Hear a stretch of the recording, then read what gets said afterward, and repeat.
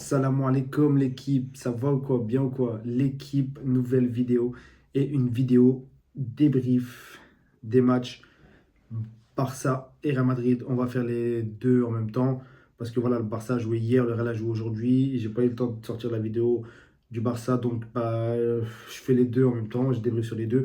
Et l'équipe pour commencer la vidéo. Merci à tous ceux qui se sont abonnés. 360 abonnés, pour moi c'est déjà beaucoup les gars, c'est déjà beaucoup. Mais on continue, on lâche pas.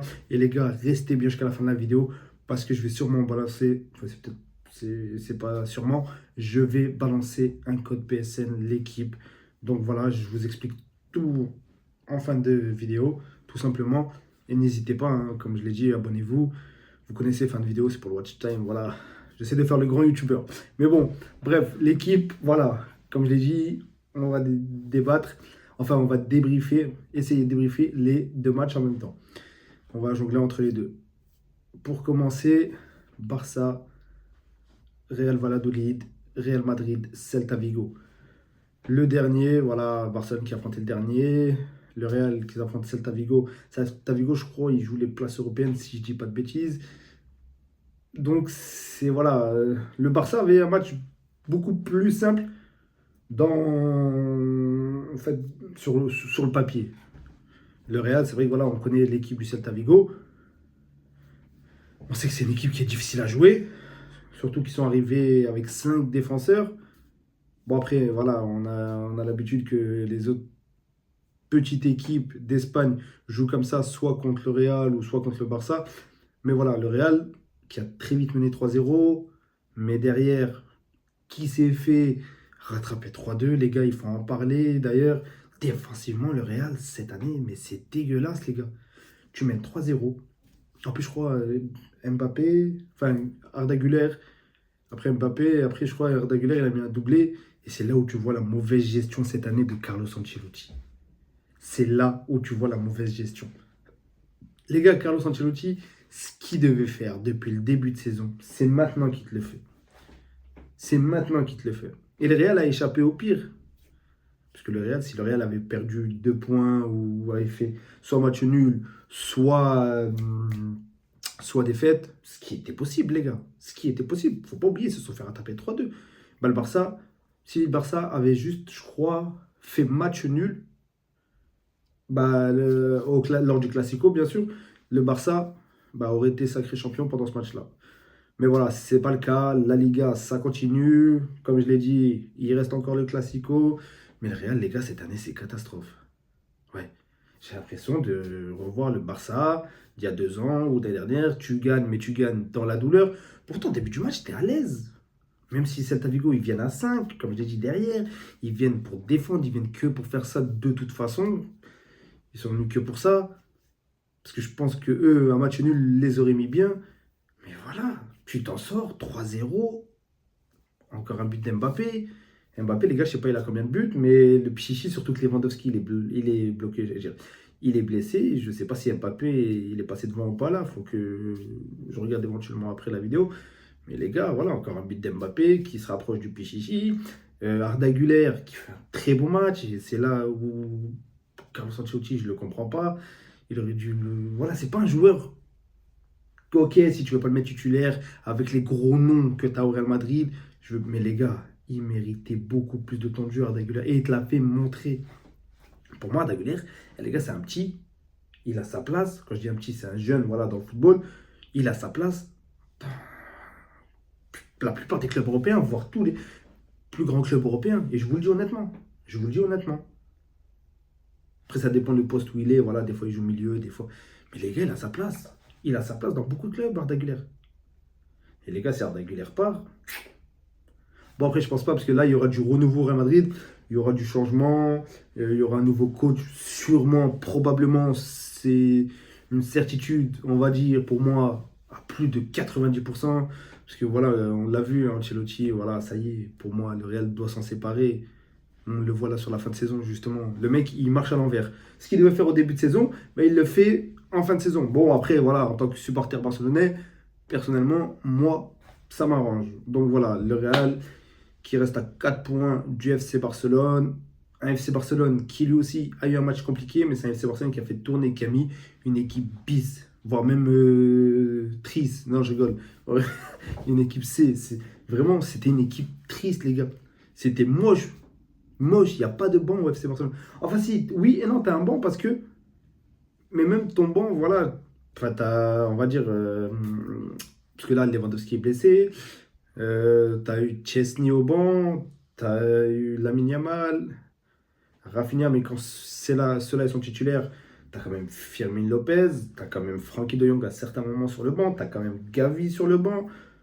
Donc t'as un banc, oui, non, mais quand tu mets ton banc, mais même t'as pas beaucoup de noms dans le banc en vrai, parce que tu regardes tous les jeunes qu'il a mis là, c'était catastrophique. Hansi Flick qui a voulu faire tourner et t'as failli te prendre le match piège, les gars. C'est vrai qu'il y a le match de mardi contre l'Inter Milan, un match qui est très important pour tous les supporters barcelonais et pour tout Barcelone, pour tout le foot à Barcelone, tous ceux qui aiment le foot et qui aiment Barcelone. C'est un match très important pour moi. Moi, comme je vous l'ai dit dans plusieurs débriefs, les gars, à choisir, hein, je préfère prendre la Ligue des Champions que la Liga, hein, franchement, honnêtement. Mais voilà, tu as évité ce match piège-là en ayant fait tourner un petit peu parce que tu as quand même fait rentrer Lamine Yamal. Et les gars, Lamine Yamal, c'est une dinguerie quand même. Il a 17 ans et c'est lui qui porte Barcelone quand même. Enfin, t'as les autres à finir et tout, mais même quand tu vois Hansi Flick, il a fait rentrer en premier, il a apporté quelque chose parce que quand il était pas là, les gars, c'était catastrophique. Catastrophique. Après, Gavi, voilà, il était un petit peu fatigué, on l'a ressenti. Après, le milieu de terrain dans lequel il était entouré, c'était un peu plus compliqué pour lui. T'as l'impression qu'il voulait, enfin, qu'il devait tout faire, donc tout reposer sur lui. Avec les jeunes devant, Ansu Fati, les gars. Je suis désolé, mais va-t'en. Va-t'en. Les gars, dire que ce mec-là, c'était il y a 3 ans. C'était, voilà. Et même la preuve, ils lui ont donné le numéro 10 de Lionel Messi. Le numéro 10 de Lionel Messi. Et là, tu le sens, il a même perdu sa niaque. Même si, voilà, il fait pas un mauvais match en soi. Il a 2 occasions qui peut aussi te mettre au fond. Même si l'occasion où le gardien, il va la chercher, il a, en fait, son action a été parfaite en soi. Après, c'est un très bon arrêt du gardien. Mais il y a plusieurs actions où tu sens qu'il a plus le coup de rein.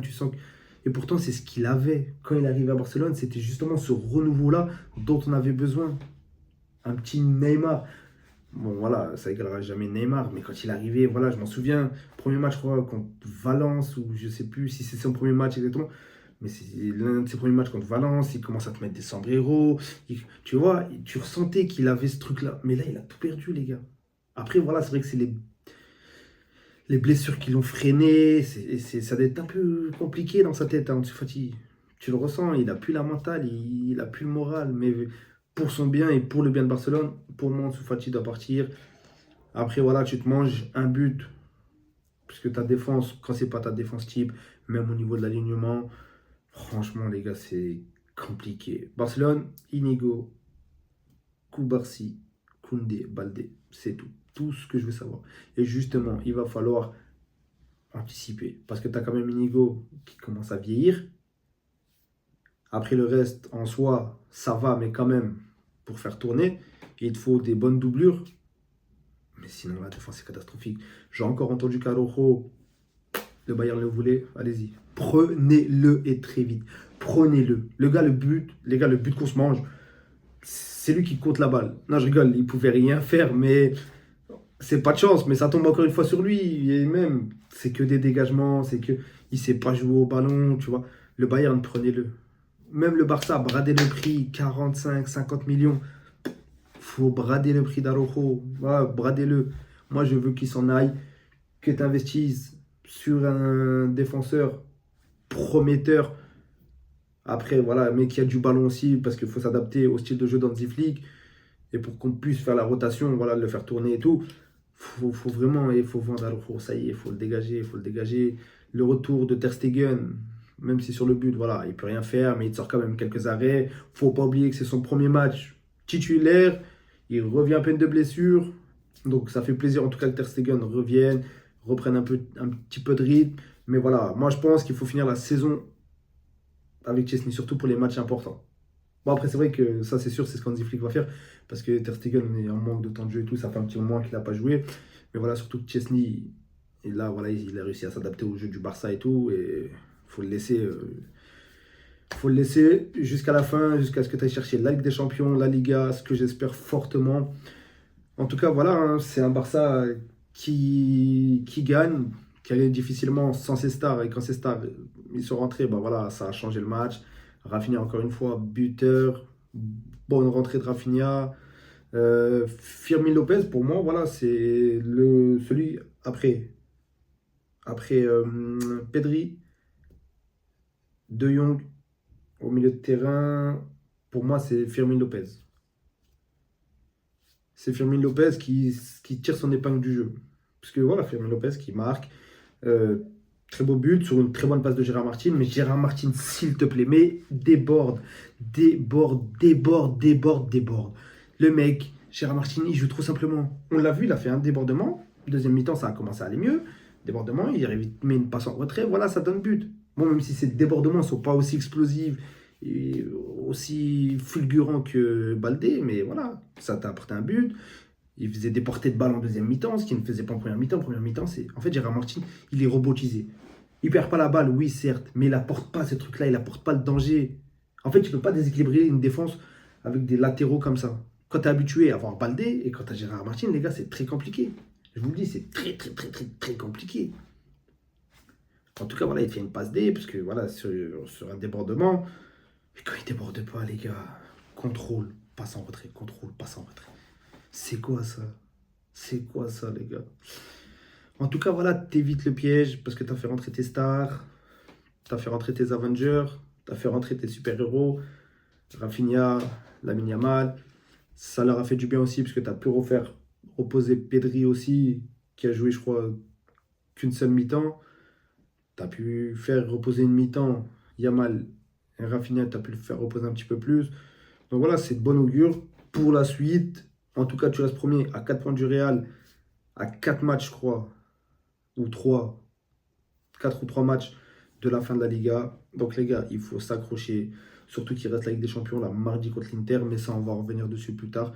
En tout cas, voilà, l'équipe, on n'hésite pas, comme je vous l'ai dit en début de vidéo, on continue, s'il vous plaît, à s'abonner en balle. Et l'équipe, je vais vous mettre un code PSN. Je vais en mettre un ici, là. Là, vous le voyez bien, là.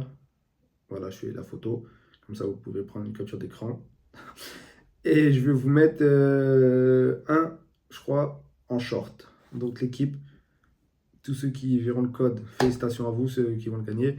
Et tous ceux qui verront le short et qui vont gagner le code, voilà, c'est gratuit. Enfin, c'est gratuit. Ouais, c'est gratuit.